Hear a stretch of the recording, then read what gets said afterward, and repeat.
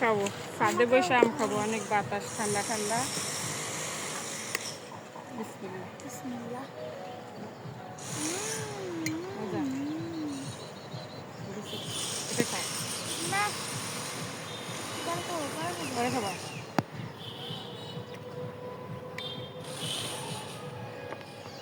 এত গরু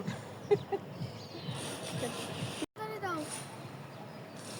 ছাদে বসে বিকালে নাস্তা করছি, আমের নাস্তা, আমের নাস্তা।